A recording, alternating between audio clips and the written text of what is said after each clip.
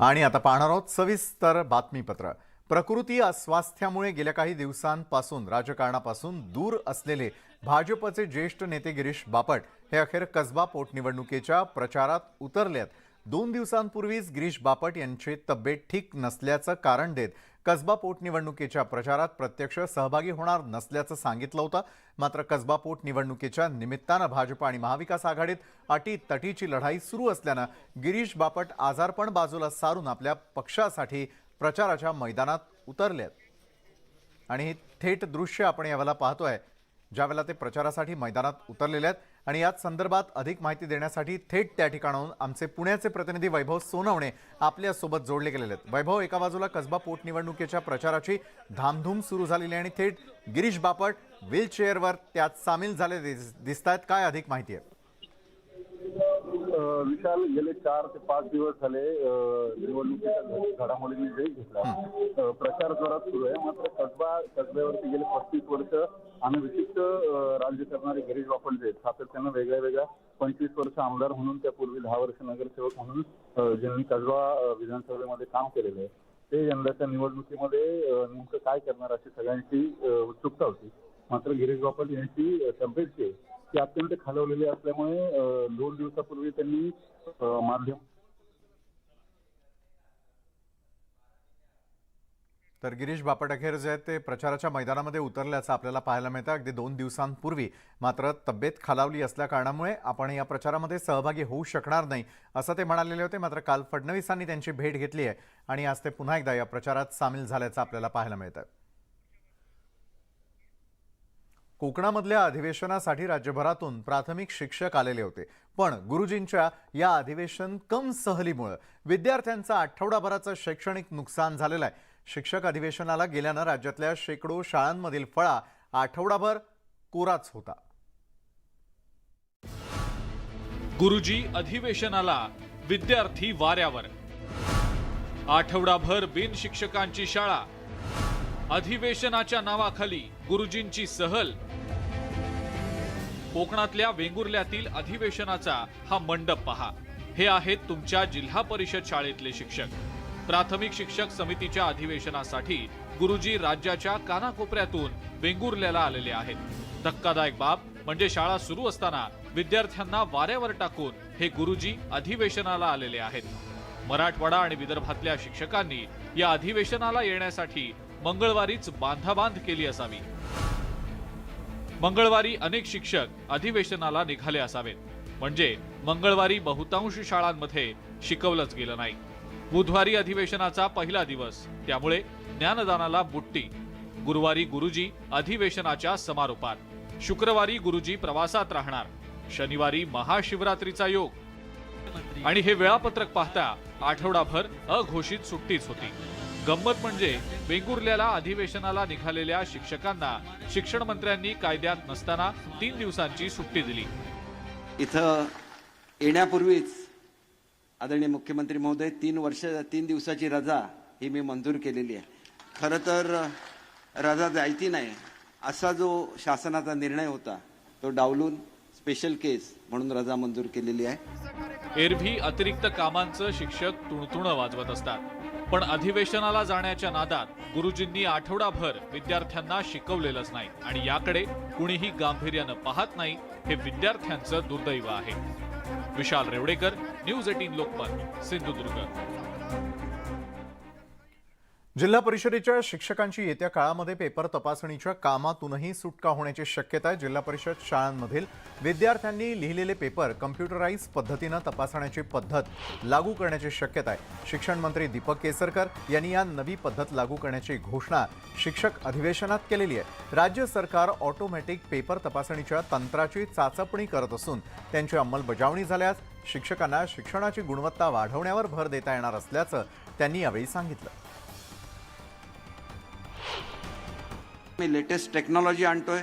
शिक्षकांना रेज आपले पेपर मुलांचे तपासायला लागतात, त्याच्याऐवजी हे पेपर आर्टिफिशियल इंटेलिजन्सच्या माध्यमातून आपोआप तपासले जातील का आणि तुमचं पेपर तपासण्याचं काम कमी करून मुलांच्या गुणवत्तेवर तुम्ही अधिक लक्ष देऊ शकाल का, याच्यावर सुद्धा आम्ही निश्चितपणे विचार करतोय। त्यानंतर वळूयात पुढच्या महत्त्वाच्या बातमीकडे। आणि ती बातमी म्हणजे मुख्यालयी न राहणाऱ्या शिक्षकांच्या पगारामध्ये कोणतीही कपात होणार नसल्याची घोषणा शालेय शिक्षण मंत्री दीपक केसरकर यांनी केली आहे। जिल्हा परिषद शिक्षकांना शाळेच्या गावातच मुक्कामी असावं असा नियम आहे। हा नियम मोडणाऱ्या शिक्षकांविरोधात आमदार प्रशांत बंब यांनी आवाज उठवलेला होता, पण आता शिक्षण मंत्र्यांनी मुख्यालयी राहण्याचा नियम सर्व शिक्षकांना लागू नसल्याचं सांगितलंय। अडचण असेल तर शाळेपासून 5-10 किलोमीटर लांब राहिला तरी चालेल असंही केसरकर म्हणाले। केसरकरांनी ही घोषणा केली, मात्र सरकारच्या नियमाला एक प्रकारे त्यांनीच हरताळ फासल्याचं चित्र आहे। कुठे याचा पगार शिंदे साहेब कट केलेला नाही आहे आणि त्याच्यामुळे तुम्हाला एकच सांगतो, एक करा, शाळेवर जाताना वेळेत चला। वेळेत तुम्ही पोहोचला तर कोणी तुमचा पगार कट करणार नाही, याचं मी तुम्हाला शिक्षण मंत्री म्हणून ग्वाही देतो। सगळीकडे आता चांगले रस्ते आहेत, प्रत्येक गावामध्ये काय चांगली राहायची सोय नसते। 5-10 किलोमीटरवर तुम्ही राहत असला आणि मोटरसायकलने शाळेमध्ये जात असला तर शाळेमध्ये वेळेवर पोहोचा, एवढीच माझी अपेक्षा आहे। राजकीय नेत्यांमध्ये आरोप प्रत्यारोपांच्या फैरी पाहायला मिळतात, पण जळगावच्या भोकरमध्ये पुलाच्या उद्घाटन सोहळ्यात पाणी पुरवठा मंत्री गुलाबराव पाटील आणि गिरीश महाजनांमध्ये कोपरखळ्यांची जुगलबंदी पाहायला मिळाली। गिरीश महाजनांना गुलाबरावांच्या दाढीची भुरळ पडल्याचं पाहायला मिळालं। त्यांनी ते जाहीर बोलूनही दाखवलं, तर गुलाबरावांनी देखील त्यांच्या भाषणातला अहिराणी झटका दाखवून दिला। मुख्यमंत्र्यांच्या उपस्थितीमध्ये झालेल्या कार्यक्रमात हशा आणि टाळ्या पाहायला मिळाल्या। घाला कपडा आणि चला चोपडा, हे जे आमचं कायमचं ब्रीद आहे साहेब। आपण या रस्त्याने आला नाहीतर मुंबई नागपूर हायवेला सुद्धा लाजवेल असा आमचा रस्ता तयार झालेला आहे। फक्त पुलाची गरज होती। हम तेरे साथ आ गए एकनाथ शिंदे साहेब, आपण आलात, नारळ फोडलं, 2 वर्षानं या पुलावर पुन्हा या, हीच विनंती मी आपल्याला या ठिकाणी करणार आहे। गुलाब भाऊंबद्दल काय बोलावं, गुलाब भाऊंचं काम जोरातच आहे। इथे सगळे दाढीवालेच बसले, तुम्ही 4 जण। आता मला असं वाटतं मी दाढी वाढवून घ्यावी म्हणून। उदयजी आहेत, तुम्ही आहेत, दादा आहेत, मुख्यमंत्री महोदय आहेत, आणि तुम्ही वरती आमचे नेते दाढीवालेत म्हणून सांगितलं। तर प्रकृती अस्वास्थ्यामुळे गेल्या काही दिवसांपासून राजकारणापासून दूर असलेले भाजपचे ज्येष्ठ नेते गिरीश बापट अखेर कसबा पोटनिवडणुकीच्या प्रचारामध्ये उतरलेले आहेत। त्याची आपण थेट दृश्य न्यूज 18 लोकमतवर यावेळी पाहतोय। गिरीश बापट यांची तब्येत ठीक नव्हती आणि त्यामुळे ते प्रचारामध्ये सहभागी होतात का याकडे सगळ्यांचं लक्ष लागलेलं असताना मात्र पक्षाच्या कामासाठी गिरीश बापट हे थेट व्हीलचेअरवरती या प्रचारामध्ये सामील झाल्याची आपण थेट दृश्य न्यूज 18 लोकमतवर यावेळी पाहतोय। तर अगदी कालच त्यांच्या प्रकृतीबाबत विचारपूस करण्यासाठी देवेंद्र फडणवीस यांनी देखील हजेरी लावलेली होती। राज्याचे उपमुख्यमंत्री थेट गिरीश बापट यांच्या भेटीसाठी गेलेले होते आणि भेटीनंतर आज मात्र प्रचारामध्ये ते सामील झाल्याचं आपण पाहतोय।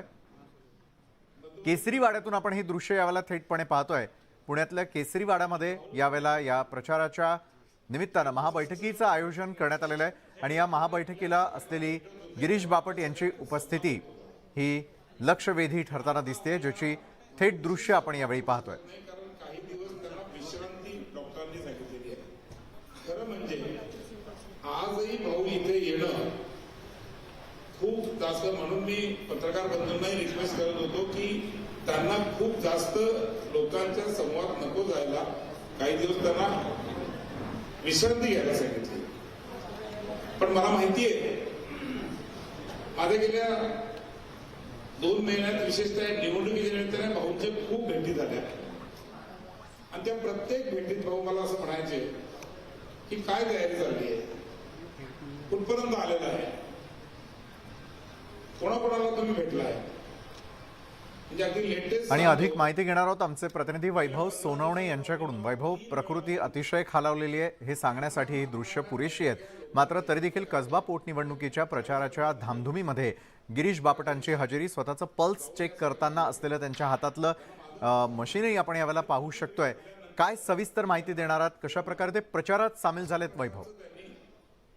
विशाल, गिरीश बापट हे त्यांच्या गाडीतून खाली उतरले, त्यांना व्हीलचेअरवरून वरती नेण्यात आले।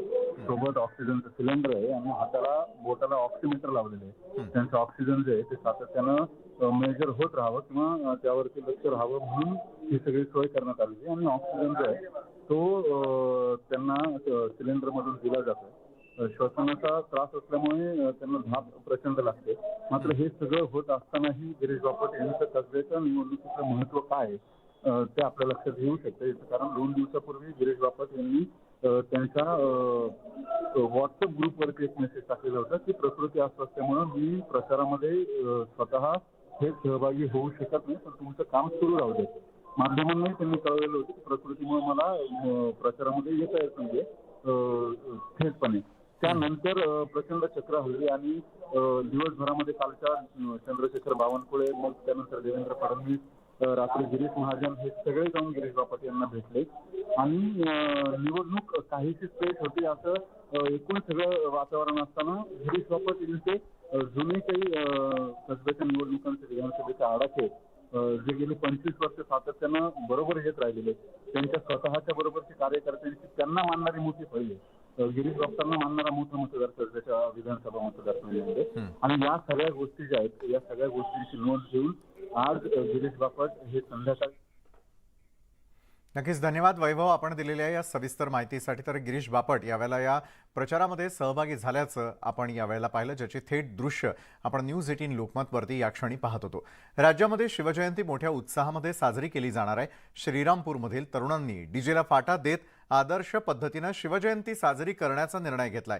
नाचून नाही तर वाचून शिवजयंती साजरी करण्याचा संकल्प करण्यात आला. तर नाशिकच्या अशोकस्तंभ परिसरामध्ये छत्रपती शिवाजी महाराजांची 61 फुटांची पूर्णाकृती मूर्ती उभारली जाते. तिकडे बीडमध्ये यंदाचा शिवजन्मोत्सव जो आहे तो सर्वधर्मीय एकत्र येऊन साजरा करणार आहेत. ब्रेकनंतर आपल्या सगळ्यांचं पुन्हा एकदा स्वागत. काँग्रेसच्या वादाची आता हायकमांडकडून देखील दखल घेण्यात आलेली आहे. वादाच्या चौकशीसाठी समितीची नेमणूक करण्यात आलेली आहे. रमेश चेन्नीथल चौकशी समितीचे अध्यक्ष असतील, तर मल्लिकार्जुन खरगेंनी देखील याची नियुक्ती केलेली आहे. आणि महाराष्ट्र काँग्रेसमधील वादानंतर काँग्रेस अध्यक्ष मल्लिकार्जुन खरगे यांनी रमेश चेन्नीथला यांची नियुक्ती केलेली असून नाना पटोले आणि बाळासाहेब थोरात यांच्यातील वाद आणि त्याच पार्श्वभूमीवर थोरात यांनी CLP पदाचा राजीनामा दिलेला होता आणि महाराष्ट्रामधील राजकीय परिस्थितीचं आकलन करण्यासाठी काँग्रेसनं आता चेन्नीथला यांची नियुक्ती केलेली आहे. ते थेट पक्षाध्यक्षांना अहवाल सोपवतील. गिरीश बापट सध्या प्रचार सभेत बोलतात. आपण थेट जाऊया तिकडे. धन्यवाद भाऊ. भाऊंनी सांगितल्याप्रमाणे सर्व